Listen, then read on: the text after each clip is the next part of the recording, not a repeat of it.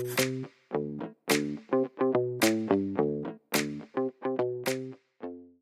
semuanya, balik lagi di podcast Hospitality Talks, tempat di mana kita ngobrol santai tapi juga penuh makna tentang dunia hospitality, pengalaman kerja dan juga pelajaran hidup dari industri pelayanan. Nah, episode kali ini spesial banget nih karena kita bakal bahas topik yang jadi impian banyak orang. Betul banget nih, hari ini kita bakal ngobrol tentang guest experience pelajaran hidup dari dunia hotel. Nah, sekarang kita bakal ngomongin tentang Maldives. Kira-kira apa sih yang terbenak di pikiran kamu kalau dengar kata Maldives? Lautnya sih. Lautnya yang biru ya. Betul. Terus biasanya resort mewah. Terus pelayanan kelas dunia dan lain-lain. Dan hari ini kita kedatangan tamu spesial dari lulusan D3 Perhotelan Telkom University yang sudah punya pengalaman kerja langsung di Maldives nih. Langsung aja kita sambut Kak Yosefina Febriani. Halo Halo, Kak. Apa kabarnya? Alhamdulillah baik. Kakak gimana? Sehat. Gimana tadi di perjalanan Kak? Nggak macet, lancar ya? Nggak macet masih pagi ya Kak? Iya. Oke Kak, sebelum masuk ke cerita serius nih, aku punya quick question. Kakak jawab cepat ya. Oke.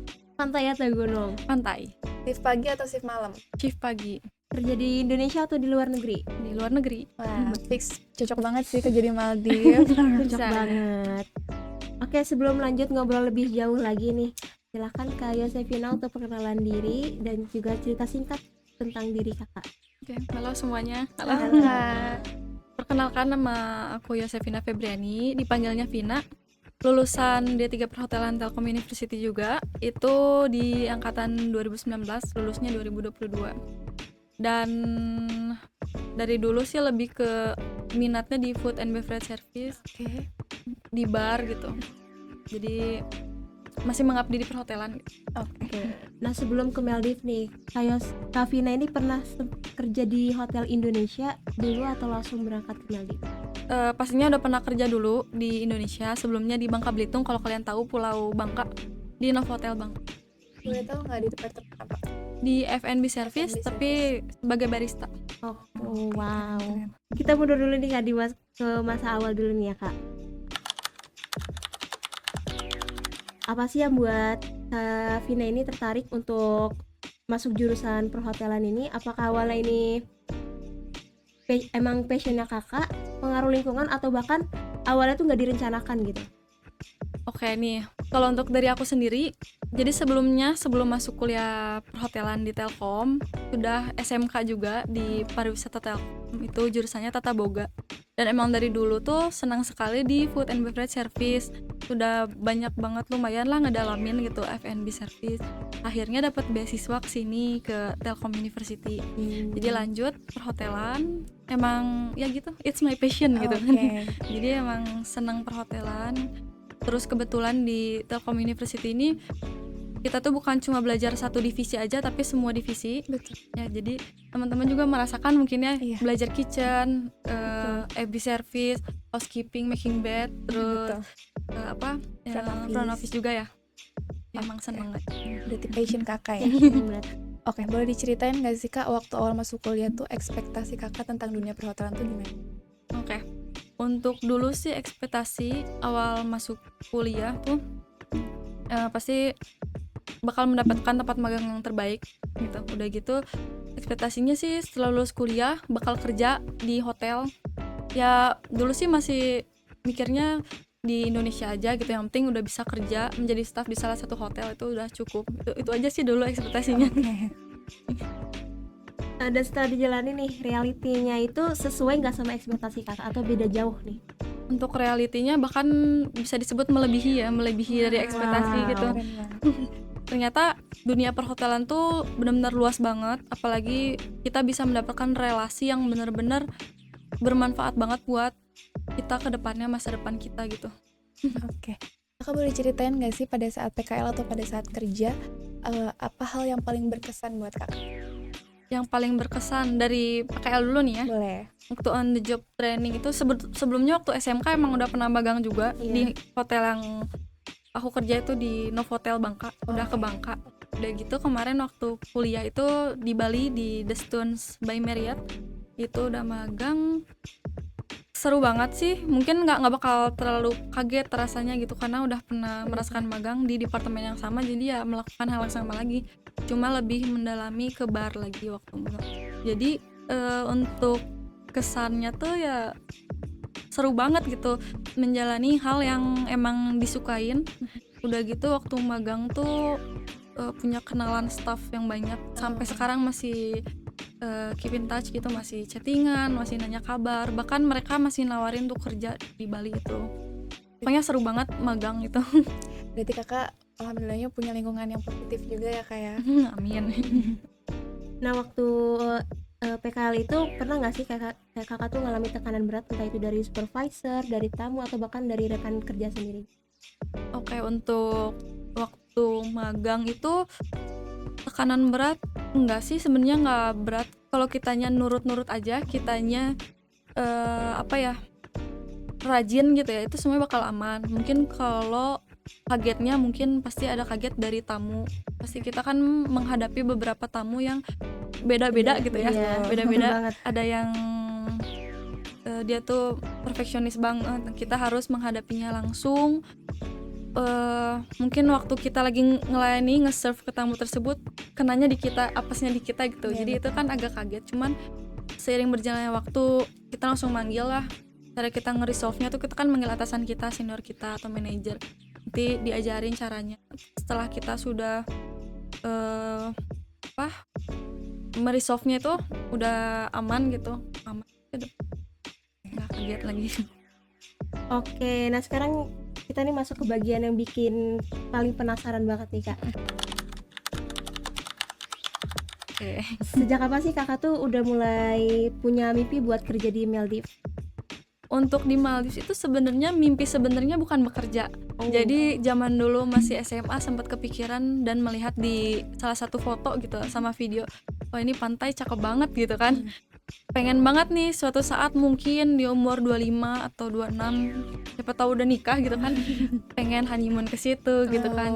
Tapi realitanya ternyata malah bekerja di situ, nggak harus lagi ngeluarin uang gitu buat ke Maldives, tapi ternyata sudah di-provide dari resort kita kerja, jadi malah kerja di situ. Dan ini tuh sebenarnya tiba-tiba aja gitu. Sebenarnya kalau dari aku sendiri masih senang banget kerja di Bangka waktu itu. Mungkin itu udah kayak di zona nyaman gitu ya. Di situ di Bangka kerja, nggak kepikiran buat pindah. Taunya iseng lah coba gitu ngelamar di sini, dan ternyata semua berjalan lancar, keterima, tahu-tahu pergi aja gitu.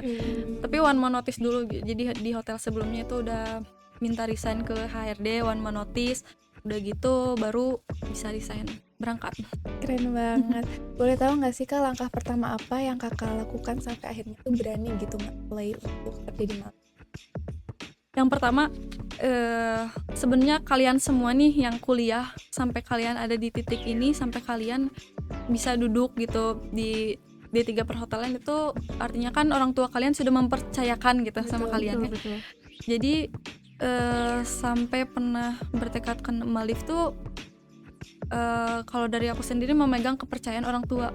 Ketika sudah minta izin, orang tua mengizinkan, dan mereka mensupport kita juga untuk bekerja jauh, dan itu bagus banget kan buat kedepannya gitu. Jadi ya dikerjakan saja gitu. Ke sana. Nah, dalam prosesnya itu pernah nggak sih kakak tuh ngalami penolakan atau momen tuh hampir mau nyerah aja gitu? Oke. Yang ke Maldives itu. Iya.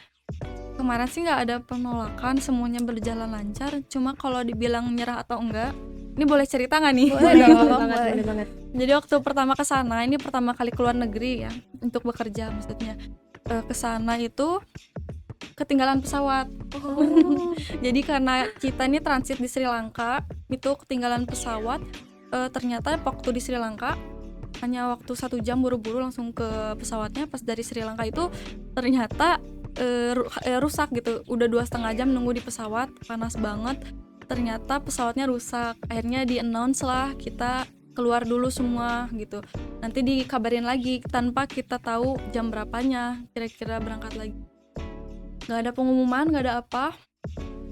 Kita gak tahu boardingnya kapan, di papan juga gak ada. Soalnya ketinggalan gitu, udah berangkat. Ya mungkin dari pihak airlinesnya juga, mereka kenapa nggak ngecek lagi gitu dari nama-namanya.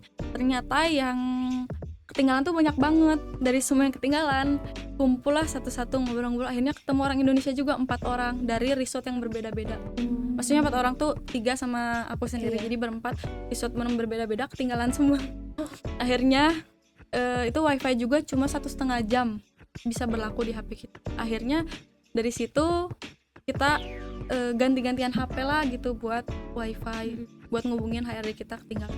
Akhirnya kita tidur di lantai dengan orang-orang India, orang Sri Lanka, orang Bangladesh gitu. Di situ ketinggalan, banyak yang ketinggalan. Disitulah baru pertama datang langsung ketinggalan pesawat. Ya ampun. Gitu aja sih awalnya, kayak aduh kok baru datang udah kayak gini ya gitu. Tapi akhirnya pas udah dijemput sampai ke resort udah tenang. Dari situ nggak ada kejadian apa, cuma itu aja pertama ketinggalan pesawat. Perjuangannya luar biasa sekali ya Nida. Perjuangan. Kalau boleh jujur nih Kak, gimana sih kondisi saat itu? Apakah mental Kak semangat atau malah ragu-ragu? Untuk dari situ sih malah jadi semangat karena baru nih datang tahu-tahu udah dapet temen gitu kan dari beda-beda tempat gitu, malah jadi tukar pikiran gitu. Walaupun kita tidur di lantai gitu, tapi kita malah seru di situ. Malah sampai sekarang juga masih kontakan gitu. Misalnya ada loker saling bagi loker. Oke. Nah, waktu pertama kali dinyatakan diterima dan harus berangkat nih, apa sih yang kakak rasain? Seneng kah atau mungkin sedih? Senang dan sedih. Untuk senangnya itu ya maksudnya masih usia tergolong muda, tahu-tahu dapat pekerjaan di sana yang nggak pernah terpikirkan bahwa bisa pergi ke sana, taunya pergi ke sana. Udah gitu sedihnya ya bakal jauh sama orang tua. Jauhnya kan yang orang tua tuh susah buat gapai gitu. Tapi nggak apa-apa, nggak disamperin orang tua juga, malah jadi kitanya mandiri banget gitu. Nah tadi kan udah dapat kesempatan besar nih Kak untuk kerja di Maldives. Kira-kira boleh tahu nggak sih reaksi keluarga kakak tuh gimana pada saat kerja di Maldives? Oke. Untuk pertama sih semuanya kaget karena sebelumnya kan udah keluar-keluar nih kayak ih aduh mah pengen banget deh kalau sudah nikah ke depannya honeymoon di sana, ternyata malah kerja di situ gitu. Senang banget, pengalaman baru. Pokoknya experience-nya seru banget di sana. Itu dari pihak keluarga juga penuh dukungan lah ya Kak. Mereka senang juga sana. Nah, di momen keberangkatan nih Kak, apa sih yang paling berat buat kakak untuk ditinggalkan? Untuk ditinggalkan agak sedih ya, orang tua, keluarga, terus teman-teman yang benar-benar udah dekat gitu, tiba-tiba mereka juga kaget harus pergi jauh yang biasanya tiap hari Ketemu kerja bareng misalnya, kalau enggak cari makan bareng gitu kan. Dulu juga di sana kan nggak ada siapa-siapa ya, maksudnya ngemes juga yang di Bangka itu, jadi agak sedihnya meninggalkan ini aja, meninggalkan orang terdekat ya, dan juga makanan Indonesia. Betul. Seblak, nggak ada seblak di sana. Iya, Nasi goreng aja susah gitu kan karena rempahnya nggak ada. Kakak biasanya di sana makan apa? Di sana lebih ke kari-kari gitu ya. Sebenarnya ada kafenya tuh kayak buat kita beli makanan, paling nasi goreng itu juga nggak kayak nasi goreng abang-abang gitu. Pokoknya nggak ada deh aci-aci, cilung, cimol, nggak ada. Iya, jajanan-jajanan Itu yang dikangenin ya. Berat juga sebenarnya kan, itu makanan kesukaan kan. Tapi kakak sempat bawa makanan ke Maldives nggak? Ya pasti bawa Indomie. Oh Indomie. Bawa Indomie, bawa kentang Mustafa, bawa basreng kering, Komplit ya. Iya. Bawa tempe orek kayak gitu. Oke, selanjutnya kita masuk ke inti hospitality nih Kak. Menurut Kak Vina sendiri nih, apa sih makna dari guest experience itu? Guest experience itu sebenarnya dimana kita tuh bisa buat tamu senang, kita bisa buat tamu puas atas service yang kita beri. Jadi kalau guest experience itu penting banget ya, dari semua departemen penting banget. Jadi kalau misalnya tamu kita senang, bos kita senang juga, perusahaan juga senang. Terus sebenarnya banyak cara simpel buat kita menghadapi tamu-tamu sampai mereka memberikan experience yang baik gitu. Pokoknya harus banget kita jaga lah gitu untuk untuk engage tamu supaya kita bisa dapat guest experience yang baik. Nah, kira-kira nih Kak, boleh cerita nggak pengalaman yang paling berkesan pada saat melayani kita? Ada yang banget, ada yang nyebelin banget, atau bahkan ada yang baik banget? Kita bahas yang baik-baik aja gitu ya. Kalau untuk yang rese emang ada aja, cuma itu kita harus nge-resolve itulah. Kita harus hadapi lah gitu. Untuk yang baik tuh yang terkesan banget. Iya betul. Jadi waktu pertama ke Maldives di yang resort kedua itu saya dapat tamu dari Singapura. Jadi tamu Singapura tuh senang banget karena katanya dari Indonesia lah, tetangga kita gitu. Jadi seneng, dianggap temen gitu, ngobrol terus beliau nge-challenge gitu, bisa nggak bikin teh tarik. Kan kalau di Maldives tuh nggak ada teh tarik ya gitu, banyaknya koktail, paling kopi-kopi juga yang kopi biasa lah yang normal, diminta bikin teh tarik khas Malaysia kan. Kebetulan dia suka gitu, akhirnya bikin lah, ngobrol dulu sama head bartendernya, saya mau bikin gini ini di luar out of the menu gitu, nanti di punch-nya tea doang gitu, dibayarnya cuma tea doang. Akhirnya bikin teh tarik, ternyata tamunya suka banget teh tariknya gitu kan, udah suka banget dia, pokoknya tiap hari jadi dateng gitu, mau cari Vina ngasih tips lumayan $100 gitu. Ngasih oleh-oleh dari Singapura, ngasih itulah guest comment yang baik, guest experience yang baik lah gitu. Dia senang gitu, dia menceritakan ke yang lain juga bahwa senang. Jadi senang banget saat dari tamu itu, bikin senang banget. Jadi intinya sih bisa sampai bikin satu menu yang out of the menu aja udah senang, dan ternyata tamunya suka, berkesan banget. Keren banget. Nah, kalau menghadapi tamu yang marah nih, menurut Kak Vina itu yang paling diuji itu mental kita atau ego kita nih? Kalau dari aku sih lebih ke mental ya, nggak bisa kita ngelawan tamu, walaupun kadang tamu itu sendiri yang salah. Misalnya di piring tiba-tiba ada rambut kecil, dia pasti nyalahinnya ke kita dong atau pihak chef gitu kan. Gimana ya? Padahal belum tentu dari kita ya, Iya, jadi kita nggak bisa ego juga saling, nanti malah nuduh, disangkanya nuduh. Nggak bisa kita bilang ke tamunya ini salah dia, nggak bisa. Kita tetap harus minta maaf semuanya. Jadi ya mentalnya dikuat-kuatin. maaf aja, maaf, kita bakal melakukan yang lebih baik lagi sampai tamu itu oke, senang, udah beres. Oke, berarti semenjak kakak kerja di Maldives, kira-kira nih selama itu pernah nggak mental kakak down atau sampai kayak nangis gitu bang? Sampai nangis enggak sih, kebetulan enggak. Kuat banget ini Wow. mentalnya. Enggak nangis. Nah, di saat mental kakak lagi nggak dalam kondisi baik nih, gimana cara kakak tetap profesional di depan tamu? Atau kakak punya cara sendiri nih untuk switch mode dari masalah pribadi ke kerjaan gitu? Oke. Untuk di kerjaan ini kita kan diajarkan cara profesional nih. Mau kalian lagi bad mood, mau lagi sedih atau marah sekalipun, tetap harus senyum lah intinya. Walaupun kadang fake gitu, fake smile, tapi kita tetap harus senyum menghadapi tamu. Jangan sampai berubah gitu. Gimana ya, dari senyum sendiri kita bisa mengadaptasi, bisa menyesuaikan diri kita kalau kita tuh bisa menghalang rasa bad mood tersebut. Jadi tetap profesional gitu depan tamu. Jadi intinya senyum aja Senyum, ya kak. senyum. Oke, nah kan banyak orang bilang tuh katanya kerja di Maldives itu tuh kayak healing setiap hari gitu kan ya kak. Tapi kalau menurut Kak Vina sendiri nih, realitinya tuh gimana sih? Realitinya emang healing. emang secakep itu tiap hari. Kebetulan kerjanya kan di pantai, di pinggir pantai, benar-benar open gitu, open. Kita bisa lihat lumba-lumba lagi loncat, kita bisa lihat yang lagi snorkeling, terus tiba-tiba dia ngasih tunjuk kalau itu ada manta ya, apa ya, ikan pari gitu misalnya, ada kura-kura, ada turtle, segala macam. Emang cakep banget gitu, kayak biru banget ya, kok bisa gitu Tuhan ciptain secakep ini gitu. Yang orang lain tuh kalau kesini tuh pasti mahal banget gitu kan, untuk biaya pesawat, resortnya aja mahal banget gitu. Pas ini tiap hari kerja lihat pemandangan banget. Jadi capeknya hilang gitu ya kak, Hilang, lihat pemandangan. Oke, rata-rata jam kerja sehari biasanya berapa? Oke, untuk di Maldives nih kemarin kan kerja udah di 2 resort. Jadi tiap properti tuh beda. Untuk yang pertama tuh di Westin ya, The Westin by Marriott juga. Itu tuh karena kemarin bartender kalau di situ megang main bar sendiri.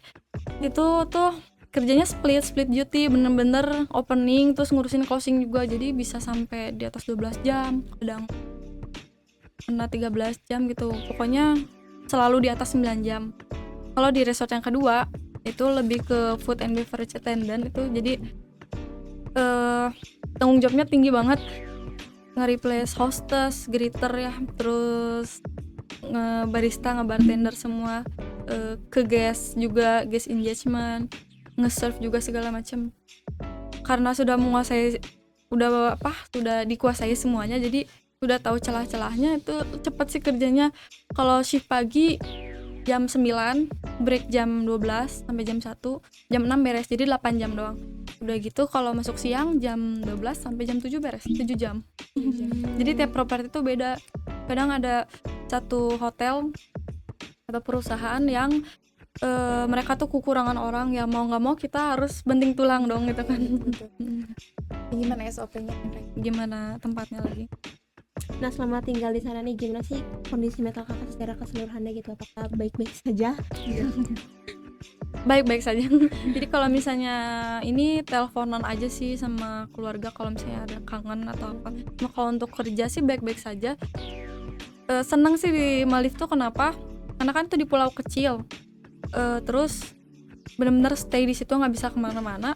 Jadi di kamar aja, tapi makan di provide. Jadi makan tuh sepuasnya, pagi siang malam dapat supper, dapat tea time. Jadi tenang gitu loh, kalau udah dapat tempat tinggal, dapat makan, udah tenang. Kakak selama di Maldives ada culture sendiri? Culture shock pasti waktu di awal agak kaget, karena kan kita langsung menghadapi banyak rekan kerja lah ya. College kita tuh bener-bener dari berbagai negara. Kalau di riset pertama emang nggak sebanyak itu, paling cuma dari berapa belas negara gitu, karena staffnya cuma 200-an. Terus belajar lah gitu dari culture mereka. Ternyata kalau orang Cina nih cengeng misalnya, mereka tuh sensitif banget, kita harus lebih hati-hati ngobrolnya. Terus orang Jepang nggak suka di-expose misalnya. Terus kita lihat orang lokalnya sendiri. Nah, dari lokalnya sendiri kita tuh harus ikut peraturan sana lah. Misalnya kalau di sana kita nggak boleh begini, kita jangan lakuin gitu karena bakal fatal. Jadi kaget, nggak kaget sih. Maksudnya akhir-akhirnya nggak kaget, awal-awal doang, pas itu kita pahamin, akhir-akhirnya nggak kaget.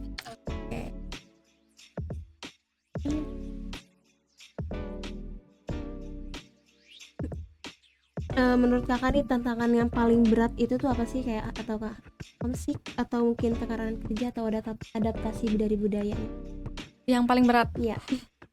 Paling berat tuh saat pertama kita kerja, misalnya di outlet apa, belajarnya sih kita belajar adaptasi sama pekerjaan dan college-nya itu teman-teman rekan kerja kita. Karena kan yang biasanya kita di Indonesia seperti ini, sama sih waktu di Indonesia juga pertama kali kan karena di luar pulau, jadi kita harus tahu orang Bangka nih kayak gimana, orang Palembang gimana. Jadi menyesuaikan diri sama teman-teman, terus tamunya juga kan kita harus sesuaiin gitu, karena nggak selamanya tamu tuh orang Bandung juga gitu. Kita biasa ngomong Sunda gitu kan, tiba-tiba di sana tamunya dari berbagai bahasa, berbagai tempat. Jadi pertama lebih ke rekan-rekan kerja, terus yang kedua lebih ke kita adaptasi sama tempatnya itu gitu.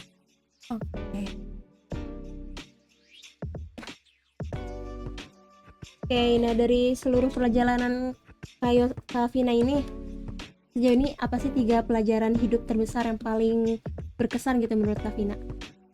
3 pelajaran hidup yang paling berkesan. Paling berkesan apa ya? Yang pertama tuh dari yang percaya diri ya.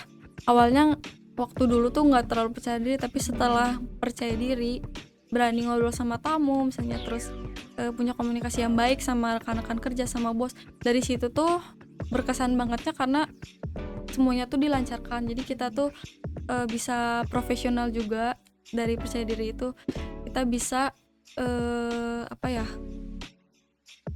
bisa nyambung gitu loh sama orang-orang itu berkesan banget. Hal simple tapi berkesan banget gitu. Terus juga yang kedua, pengalaman hidup ya, semenjak magang itu kan punya banyak relasi. Udah dari situ, setelah punya banyak relasi tuh pas kita mau terjun ke lapangan, udah lulus kuliah tuh mudah sekali dapat pekerjaan gitu kan. Jadi dari yang temen yang ini, sini katanya mau kerja di sini nggak, terus dari yang dulu pernah jadi bos gitu, saya udah pindah di properti yang ini, mau join nggak? Jadi kita nggak usah takut lagi gitu untuk mencari pekerjaan tuh. Itu juga simpel tapi berkesan. Terus yang selanjutnya apa ya berkesan? Ya Maldives itu lah. Maldives tuh semenjak ke Maldives tuh jadi bener-bener ngerasain survive sendiri, bener-bener sendiri survive dari mulai awal sampai akhirnya sudah biasa di Maldives. Bahkan sekarang punya pemikiran nih mungkin selanjutnya beberapa tahun lagi pengen balik lagi ke Maldives gitu karena berkesan di sana gitu. Oke, Iya. karena kita sebentar lagi magang nih Kak, aku pengen tahu dong tips gimana sih cara punya relasi banyak yang Kak bilang. Karena magangnya kapan nih kira-kira? Kita magangnya tahun depan ya. Iya, di sekitar bulan Tahun depan. Udah siap? Mental, fisik semua. Sedang disiapkan. Itu kalau pengen punya relasi yang banyak itu di awal ya bener-bener nurut gitu. Nurut, terus kita ikutin SOP-nya, ikutin apa aja peraturan yang dibuat oleh atasan kita, oleh tempat kita magang nanti. Kita ikutin aja. Udah gitu kita harus sedikit apa ya sebutannya? Sedikit SKSD nggak sih? Iya, Ya, betul. jadi kayak jangan sampai kesempatan emas nih, kamu misalnya dapat magang di Malaysia, terus ada orang Malaysia juga misalnya, tapi kamu diem-dieman aja, itu kayak menjauhi relasi gitu. Kalau mau punya relasi kita harus berkomunikasi yang baik gitu. Tanyalah gitu sama dia gimana nih pengalamannya, apa aja, kuliah di mana, atau misalnya selanjutnya ke depannya gimana. Jadi kalian berteman, make a friend gitu. Udah gitu sudah berteman nanti relasinya baik kok. Oh, berarti harus memperbanyak teman ya Kak. Oke. Nah, menurut kakak sendiri nih skill apa sih yang paling wajib gitu dimilikin oleh seluruh mahasiswa perhotelan yang kayak kalau ingin punya berkarir di luar negeri gitu? Oke. Untuk teman-teman mungkin yang tertarik buat kerja di luar, sebenarnya ini 3 ini bukan di luar aja, untuk di Indonesia juga misalnya. Pertama itu public speaking, kita harus punya communication gitu, harus punya komunikasi yang baik. Mungkin beberapa orang mikir public speaking tuh nggak terlalu penting, apalagi aku nih cuma pengen kerjanya di back of the house, back office, pengen di kitchen aja nih, buat apa gitu. Maksudnya public speaking, communication itu salah sih, karena emang penting banget. Kita tuh kan pasti kerja tuh saling membutuhkan satu sama lain gitu. Betul. Pasti perlu komunikasi yang baik, ngobrol dengan bahasa yang baik, tata krama, someah gitu kalau bahasa kitanya. Udah gitu nanti kalau misalnya punya komunikasi yang baik kan semuanya baik-baik saja juga gitu. Terus selanjutnya teamwork dimanapun kalian kerja, mau itu housekeeping sekalipun, kalian kan pasti teamwork kan, pasti itulah satu sama lain saling membutuhkan. Perlu banget teamwork. Udah teamwork, komunikasi yang baik, itu pasti semuanya juga lancar. Udah gitu selanjutnya apalagi ya, confident itulah. Percaya diri ya Kak. Percaya diri, iya. Itu masuk skill nggak ya? Apalagi skillnya ya? Satu lagi paling kalau misalnya kalian nih mau milih, misalnya ini nanti minatnya di departemen apa? Udah kebayang? Kalau aku insya Allah mau ke Front office. Kalau Midah? Mau di pastry. Misalnya di front office dulu nih, skillnya ya kayak misalnya Microsoft tuh semua departemen perlu banget, kita harus bisa Microsoft Word, Office lah minimal, karena nanti suatu saat kalian semua nih mungkin bakal ngorder barang, bukan FO doang, bukan FB doang, bukan kitchen doang, bahkan housekeeping juga ngorder barang. Jadi itu penting, itu juga masuk skill. Tapi kalau untuk kayak kalian udah kebayang nih pengen FO, diperdalam lah skillnya, misalnya di apa sih, GRO, diperdalam di skill itunya. Kalau mau di pastry, di bakingnya gitu, diperdalam skillnya. Penting sih. Oke, menurut kakak nih, kasih satu kebiasaan mahasiswa yang sebaiknya ditinggalkan agar cepat berkembang itu apa sih? Oke. Kalau untuk mahasiswa nih perhotelan nih terutama ya, banyak yang suka meremehkan kuliah. Itu kuliah tuh sangat amat penting ya, jadi jangan sampai diremehin, karena ini kan cuma 3 tahun gitu. Orang tua kalian lelah gitu sampai kalian bisa 3 tahun tuh, sampai kalian magang nanti. Itu tuh jangan diremehkan, karena kalau misalnya case-nya banyak nih, beberapa orang tuh bilang kalau kerja ke luar negeri ini nggak butuh kita harus lulusan apa, kuliah apa. Enggak, itu salah, karena mereka tetap gitu, walaupun itu bukan syarat kayak di Indonesia nih, syarat harus ada syaratnya kan, biasa harus perhotelan. Kalau di luar walaupun nggak ada syaratnya, tapi tetap itu menjadi poin plus. Kalau misalnya kita lulusannya apalagi perhotelan mau kerja di hotel gitu, nilai plus banget. Apalagi nih nanti Tiara IPK-nya 4 katanya gitu. Itu mereka tuh bisa nilai plus juga. Oh berarti nih anak rajin kuliahnya, berpotensi gitu kan. Udah gitu sama nanti mahasiswa perhotelan pas magang itu juga nggak boleh ngeremehin, karena banyak sekali yang kekat gitu, yang putus magangnya. Udah gitu dari situ berantakan, nanti menyusun TA-nya jadi lama. Kalian harus minta tolong ya ke dosen dulu buat cari ke tempat magang yang lain. Jadi yang harus dihilangkan itu sikap meremehkan gitu saat kuliah. Berarti jangan sering-sering tipsen ya Kak ya. Iya. Oh, tipsen ya. Tipsen, jangan Bahaya tipsen. nih tipsen. Jangan sampai ya. Oke, kita Oke, sekarang aku punya rapid question nih Kak. Jawab cepat lagi ya Kak. Oke. Pilih tamu yang ribet atau tamu yang baik? Kamu baik. Oke. komplain atau pujian? Pujian. Capek fisik atau capek mental? Capek fisik. Maldives atau Indonesia? Maldives. Sunrise di pantai atau tidur setelah naik? Tidur setelah night shift. Nah terakhir nih, ada nggak sih pesan motivasi untuk mahasiswa perhotelan yang lagi berjuang gitu kan? Oke, teman-teman mahasiswa perhotelan angkatan berapapun yang nonton ini, pokoknya harus bener-bener serius di kuliah ini, nggak boleh main-main sama kuliah ini. Tenang kok, cuma 3 tahun gitu. 3 tahun tuh nanti kalau udah kalian lulus tuh nggak bakal terasa. Mungkin bentar lagi magang katanya kan, tahun depan nggak kerasa gitu. Jadi jangan sampai menyia-nyiakan waktu yang ada. Jadi bener-bener fokus, nurut apa kata dosen, bukan nurut yang kayak dosen suruh kamu minum bukan. Misalnya minum air putih, bukan nurut gitu. Nurutnya misalnya dosennya ngasih tugas ya kita kerjain, karena tugas itu juga mempengaruhi masa depan kita. Misalnya kita ngerjain tugas kayak hafalan apa, itu bakal terus teringat gitu loh. Nanti kayak aku juga pas udah lulus tuh, oh ini yang kata Pak Dendi katakan, ternyata emang bener-bener kepake banget. Oh ini yang kata Bu Kiki misalnya gitu. Jadi semangat kuliahnya, jangan menyerah. Kalian sampai magang beres, sampai TA, nanti tau-tau lulus, tenang aja, pasti dapat pekerjaan yang baik. Amin. Maka terima kasih banyak ya udah berbagi cerita yang sangat luar biasa ini. Terima kasih. Dari Telkom sampai ke Maldives itu benar-benar keren banget sih. Aku proud banget. Terima kasih ya. Wah nggak berasa ya obrolan kita hari ini. Banyak banget nih insight yang bisa kita ambil dari cerita Kak Vina hari ini. Bener banget, episode kali ini tuh bukan hanya menggambarkan dunia pekerjaan tentang seni dan pelayanan kerja, tapi tentang proses, lalu mental, dan mimpi yang pelan-pelan menjadi nyata. Bener banget. Nah buat teman-teman semua yang masih mikir atau masih bingung nih buat masuk jurusan perhotelan, semoga obrolan hari ini memberikan kalian gambaran mengenai jurusan ini tuh yang punya peluang sangat luas, bukan hanya di dalam negeri tapi juga sampai ke luar negeri. Nah, kalau kalian punya passion di bidang servis atau jurusan perhotelan, ini bakal menjadi langkah yang tepat untuk kalian. Benar banget. Terima kasih untuk Kak Vina yang sudah berbagi cerita dan juga pengalamannya hari ini.